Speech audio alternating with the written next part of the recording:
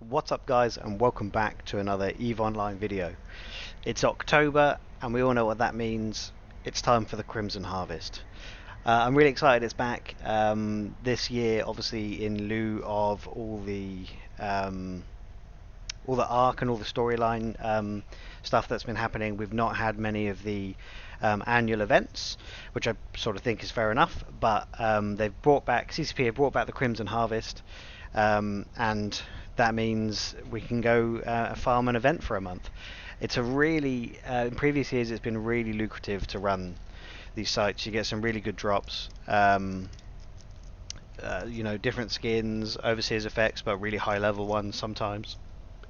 Implants, I believe, and also war clone blanks, I think, which you can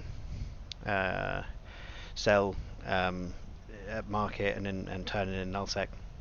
So you can definitely farm this event, and it will go really well. The combat sites spawn all over New Eden, so I'm currently in wormhole space with my friendly fleet nearby, so I'm feeling relatively comfortable about going and running this. But obviously you can go run in high sec, but there's going to be a lot more competition and the like.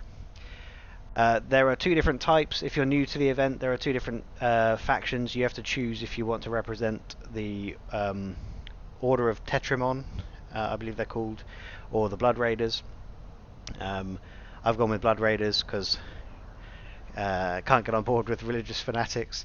So I basically, if you choose the Blood Raiders, then your mission line is to run Tetrimon sites, and vice versa. If you choose Tetrimon, you run Crimson Gauntlets.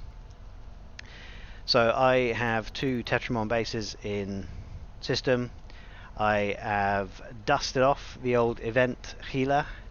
I haven't run any sites yet this year, but this is my standard event Gila. It doesn't do much else other than when an event rolls around, it's the first ship I take in to understand how to run the sites. So I've not run a single one yet. We're going to do this together. But based on last year, this fit should do fine, if a little slow.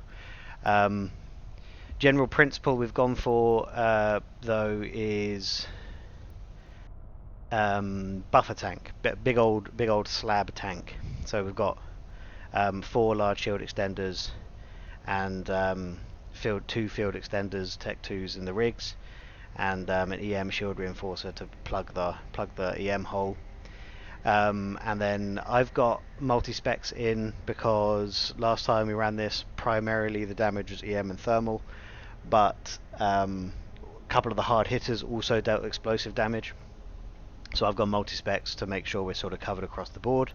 But if you find you need to plug one of your EM or thermal holes more than the other, you can swap in. Similarly, you want to deal EM and thermal damage, which is why I've got Infernos in my rapid light missile launchers up here. With the Inferno, the reason for the Infernos over the EM is because of the bonus to kinetic and thermal missile damage on the Gila. So I think it's a bigger EM hole, but you get the bonus damage. But you want to make sure you're dealing thermal or EM. That's the general principle. I've got drone damage amps in the lows and a damage control, but the damage control might be overkill, and we can swap it for drone damage amp. But as I said, this is the standard fit I use for every event, just to test the site and work out what else I'm going to run it in. So this is what we're doing today. Let's get stuck into the first one, warping into a Tetrimon site. Remember to accept the rewards as you go, because first mission is to enter a Tetrimon base, and you need to collect that before you can start doing the other one. And so if you start killing rats before you accept it, then you might not be able to do the second mission as efficiently. Medium drones, of course, by the way, because it's a healer, massive bonus to medium drones but to nothing else, so you want to make sure you are running mediums. So we'll claim that, and the next one is destroy 10 Tetrimon ships within a site. The rats will warp off on landing. They'll warp off and then they'll warp back in. Drone aggro I'm expecting to be very high, and I think there will be a couple of waves. What do we got? We got Newt, guidance disrupting and warp disrupting coming from the crucifiers. So I'm going to get rid of those crucifiers first, so that because I'm in J space, if anyone comes in, I need to be able to leave. So being warp disrupted is an issue. They immediately go for drone aggro. You can see these guys have swapped over to the drones straight away, which is actually why I tend to run the Kadari Navy Vespers, because the astute of you will realize that even though I said deal EM thermal damage and the Navy Vespers are kinetic damage, I go with them because of their huge tank. When the drone aggro is as high as it is in these sites, being able to leave the drones out taking damage is pretty advantageous, and you end up having a much higher consistent DPS by being able to apply consistently, than pulling your drones in all the time and so on. So just to demonstrate how huge the tank is, I think it's got 3,000 and something shield. Oh, even more, 6,500. They've been buffed since last year. Shield capacity 6,500 on one of these, whereas the Hammerhead it is 525. So that's why I run the Vespers, so they can just take drone aggro. Is it the Oracles that do? No, so Oracles are 100% EM damage, just to prove the point. In the shield, it's an EM hole. In the armor, it's actually an explosive hole. So that's why thermal works out pretty well as a damage. I should use my missiles. I know that will annoy a lot of you, so I will try and use my missiles more often than I am. And then I guess the other thing to just make note of when you land on the grid, is there are two gates. One of them is already active and is called Secure Shortcut Gate, and one is an inactive acceleration gate. The Secure Shortcut Gate can only be used if you have a key. So probably can't use it. And the other one is it takes you straight through to the boss room, but you need to have a key to be able to use it. The other one is the route through the longer way through the site, and when you kill the rats, it unlocks. Interestingly, that unlocked after one wave, which means literally just one wave. Previous years it's been at least 2, maybe 3 waves, so one wave to open that up. I am just hanging around to let my MTU do its business, just to see if any other waves spawn, because again, just testing the site. You might want to, for example, like in previous years, other waves have spawned after the gates have unlocked, and of course if a wave spawns and you get scrammed, you then have to clear it before you can then take the gate, so you might want to rush through. So that's sort of what I'm testing for us now while we do this. But if it really is only one wave, then they've made the site a little bit easier so far, at least.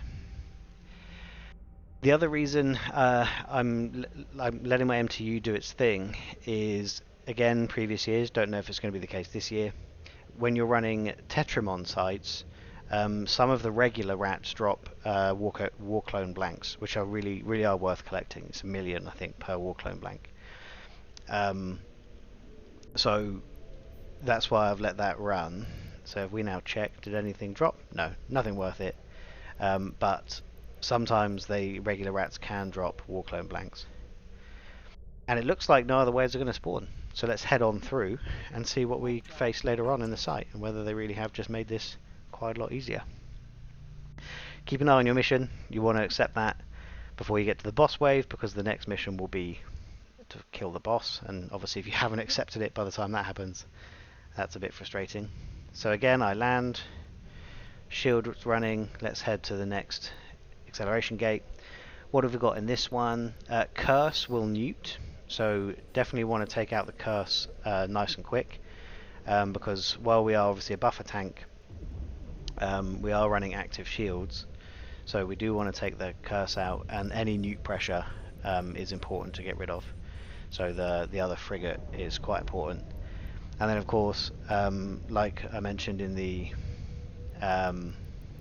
previous room, you want to get rid of the warp scrams as well, particularly if you are flying in J space or not high sec basically. If you're flying in high sec, it's of course lower risk, but if you fly something blingy, if you're flying a marauder, it's a good chance you will be ganked, because during this event, during the Crimson Harvest for the month of October, all the loot drops, if you aren't aware, the loot drop has increased from 50%, so completely coin flip, to 90%. So 90% of all the modules on your ship, look at the drone aggro, but it's tanking it at the moment. 90% of all the modules on your ship will drop. So if you're a high set ganker or a high set gank fleet, and you see a marauder, chances are high set marauders are normally pretty well fit. You'll probably have dead space shield boosters or something on, right? And it's very much worth their time coming in and popping you, because you will probably drop your dead space modules. So just bear that in mind.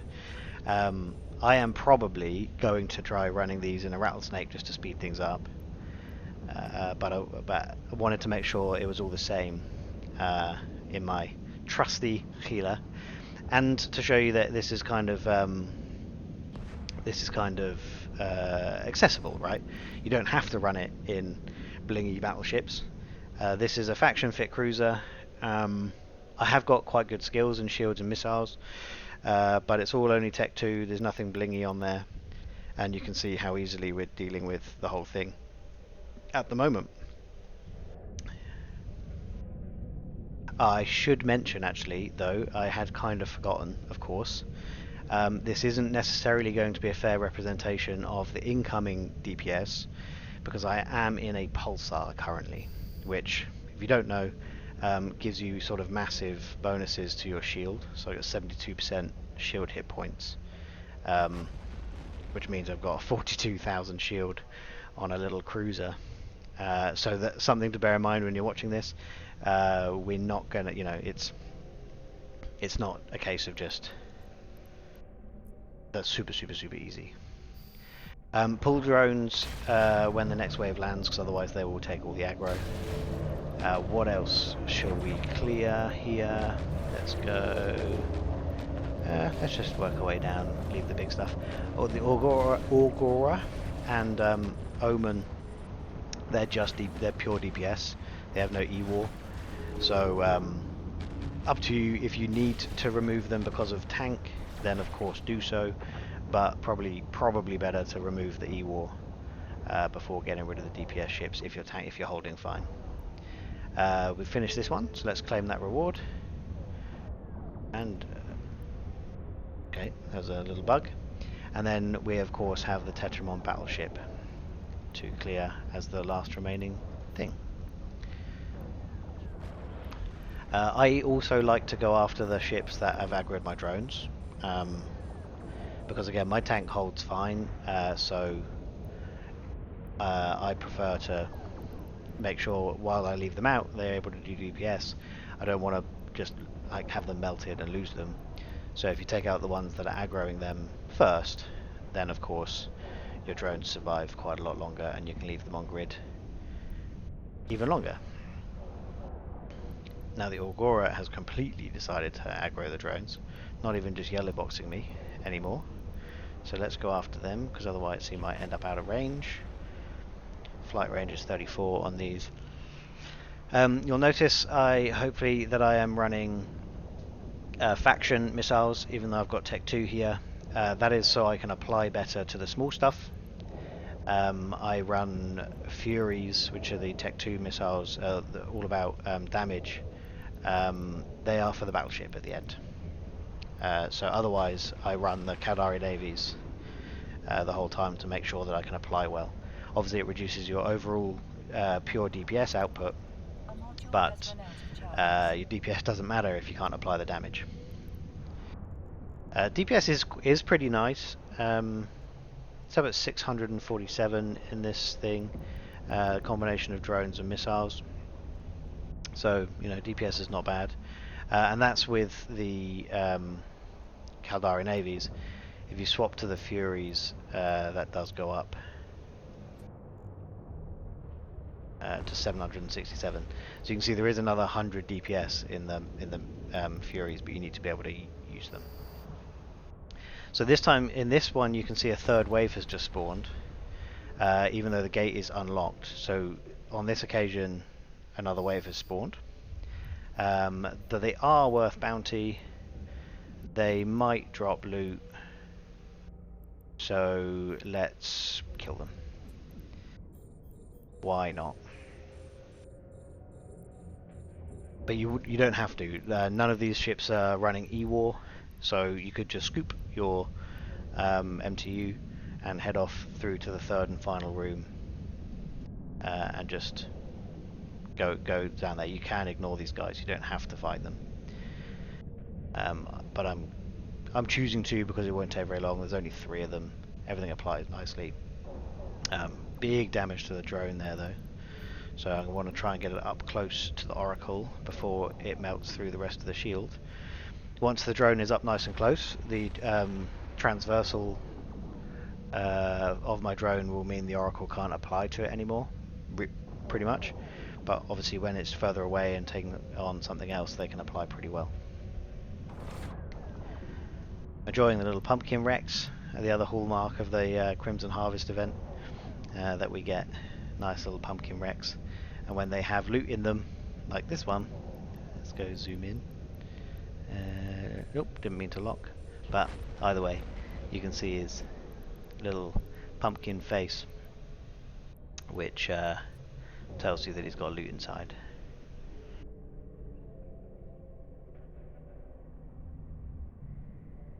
Okay, how are we doing? So still no war clone blanks. So again, as I say, this is all sort of testing. This is the first site I've run. I have no idea if war clone blanks will spawn this year. I just don't know. So that's why I'm doing this. Why I'm scooping all the wrecks, just to see, so we can find out. Just going to respond to Courtmate because they're asking how long I need. Here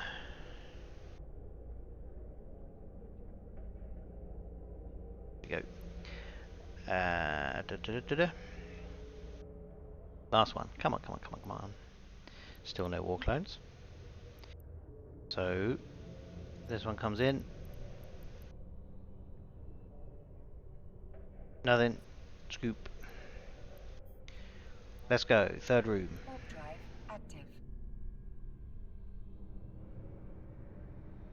And this should be 1 or 2 waves followed by the boss. The boss technically comes by himself or themselves, but they spawn. They can sometimes spawn while you still got other ships on grid, which is obviously fun of them.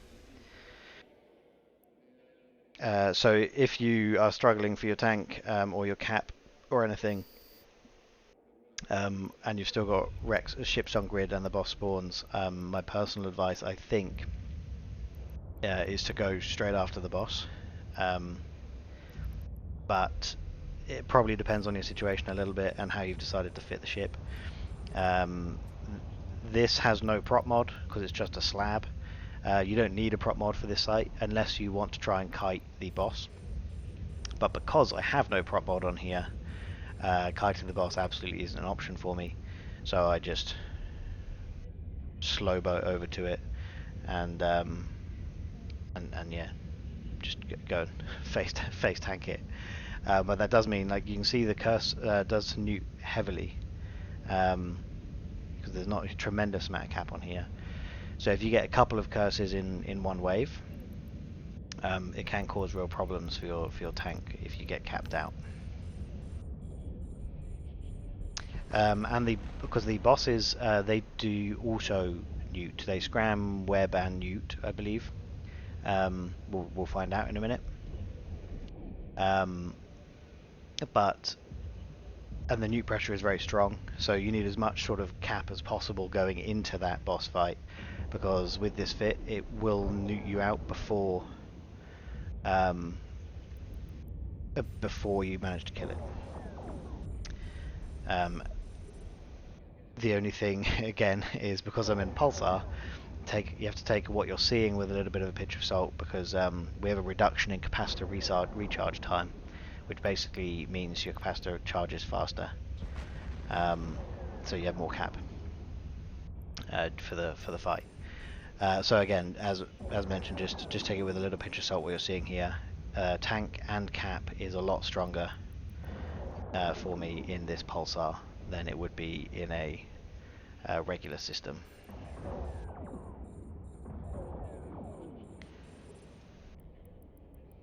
But all the rest is the same. The ships you'll face will be similar. As mentioned, they pretty much all deal EM thermal. I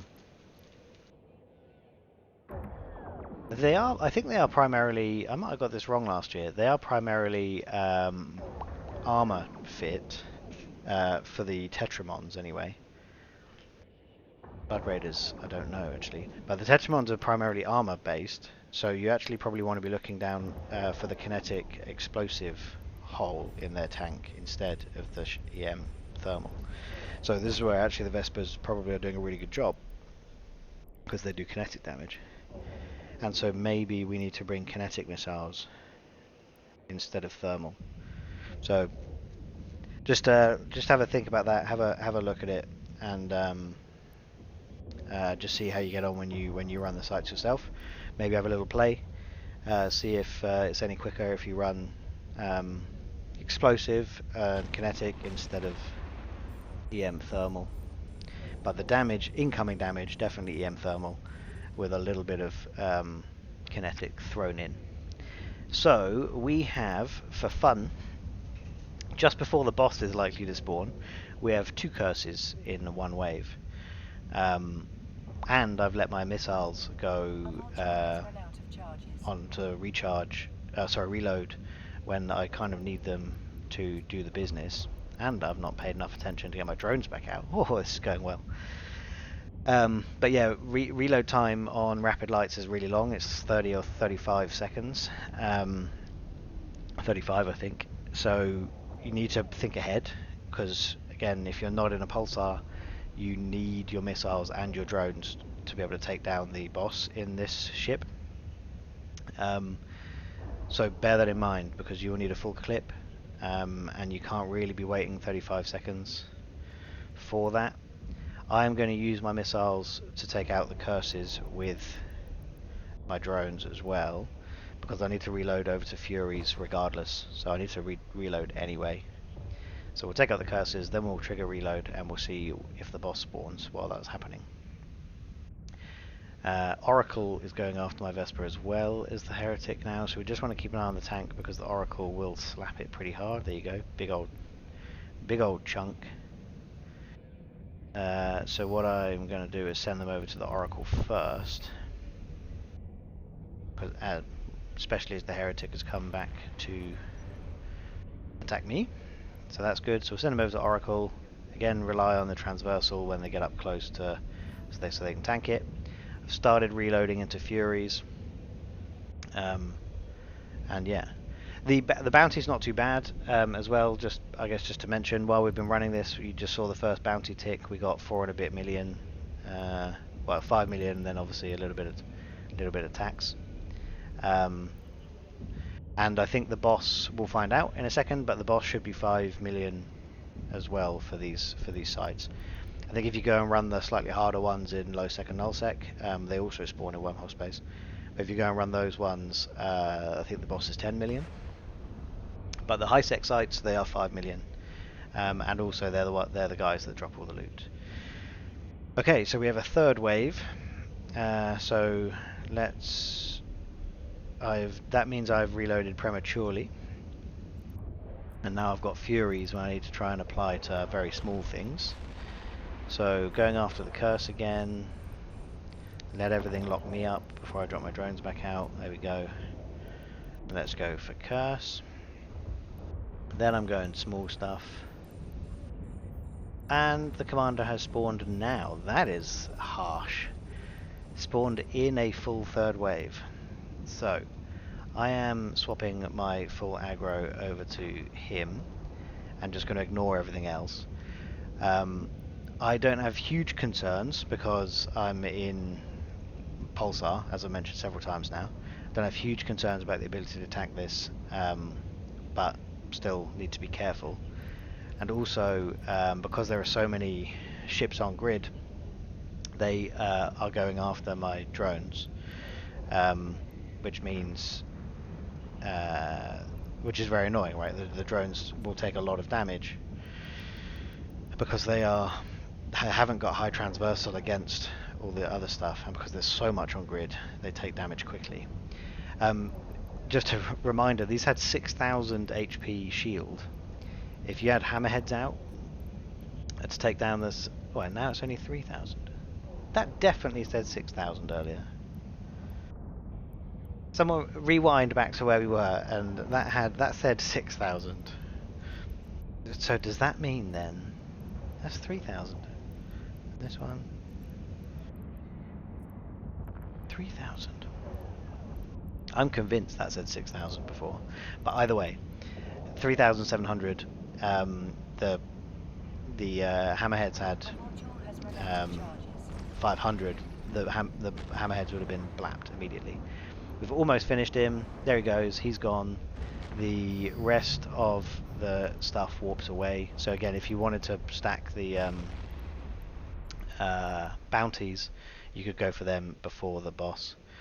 And then we'll see what the final boss pulls in to our MTU here. 72 million, not bad. It's all in the war clone blanks, as mentioned, so they are roughly $1 million a pop. So 73 war clone blanks, 72 million, and we got a little skin. No implants or boosters or anything, which is a bit of a bummer, but still can't complain too much about 73 million on top of the 10 million we will have received in bounties. So that's one site run. What I think I might do now is run the other one, I guess. But as mentioned, I think I'm going to be running these in a rattlesnake. So this is sort of the accessible version. The fit will be linked in the description, so you can go and find that. So that's what I'm going to do for the accessible version, as mentioned, because it's not too expensive. The faction ships are going more and more, but this runs about 500 million now. Actually, there is one module I've got on here that's unnecessary. I've got a Fed Navy DDA, completely unnecessary. You could just put a regular Tech 2 in, and on its own the Fed Navy DDA is 120 million. So this is actually only a 450 million fit.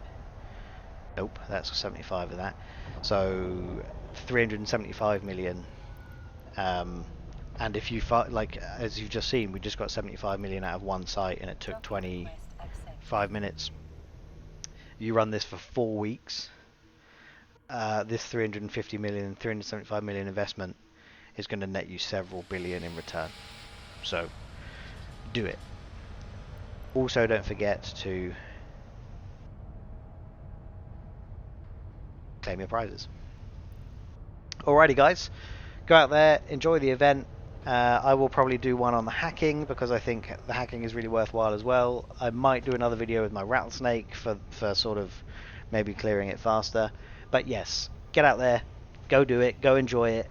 It's a great event. Really hope you guys take part. And thanks for watching.